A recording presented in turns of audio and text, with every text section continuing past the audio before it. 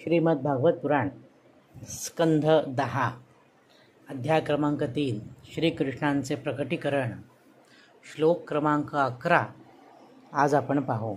शुकमुनी सांगतात, सविस्मयोत्फुल्ल विलोचनो हरिम सुतम विलोक्यानक दुंदुभिस्तदा कृष्णावतारोत्सव संभ्रमोस्पृशन मुदा द्विजेभ्योयुतम आलुप्तो गवाम. आता एकेका शब्दाचा अर्थ पाहू. स विस्मयोत्फुल्ल विलोचनो हरिम तदा. तदा म्हणजे त्यावेळी, ज्यावेळी श्रीकृष्णाचा जन्म झाला त्यावेळी त्याचं रूप कसं पाहिलं हे आपण मागच्या श्लोकामध्ये वाचलं. पण ह्या वसुदेवाची अवस्था कशी झाली होती तर विस्मयोत्फुल्ल विलोचन आनक दुंदुभी. त्यांचे डोळे आश्चर्याने पूर्ण विकसित झाले असा वसुदेव. त्याला अतिशय आनंद झालेला आहे.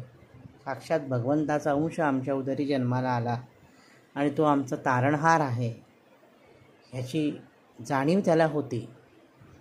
त्याच्यामुळे त्यांना अतिशय आनंद झालेला आणि आश्चर्याने त्यांचे डोळे विस्फारले गेले. हरिम सुतम विलोक्य. हरिम म्हणजे साक्षात जो हरण करतो चित्त त्याला म्हणतो ना आपण हरी. तर असं चित्त चोरटा जो हरी आहे ह्या सुताला म्हणजे आपल्या मुलाला पाहून, श्रीहरीला आपला पुत्र पाहून कृष्णावतारोत्सव संभ्रम म्हणजे श्रीकृष्णांच्या अवताराचा उत्सव करण्यात जी काही गडबड झाली, म्हणजे अतिशय आनंद झाल्यामुळे काय करू आणि काय नको अशी संभ्रमावस्था या वसुदेवाची झाली. एकतर त्याला बंदिवासात ठेवलेलं होतं. कारागृहासारख्या ठिकाणी प्रत्यक्ष भगवान अवतरले आहेत बाळस्वरूपा. त्यामुळे ह्या वसुदेवाची थोडी चलबिचल झाली की आता काय करावं. आणि अतिशय त्याला आनंद झालेला आहे. मुदा आलुप्ता, मुदा आप्लुता. मुदा म्हणजे आनंद, आप्लुत म्हणजे भरलेला. तो आनंदाने भरून गेला. मुदा आप्लुता. त्याने एक संकल्प केला. काय संकल्प केला की द्विजेभ्या म्हणजे ब्राह्मणांना द्विज म्हणतात कारण त्यांचा दोनदा जन्म होतो. एकदा मातेच्या उदरातून आणि एकदा व्रतबंध संस्कार झाल्यानंतर.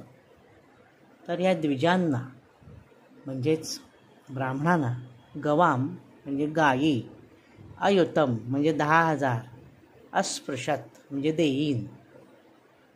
ब्राह्मणांना मी 10,000 गायी देण्याचा संकल्प वसुदेवाने मनातल्या मनात त्या ठिकाणी केला. वास्तविक पाहता वसुदेव बंदिवासात होता.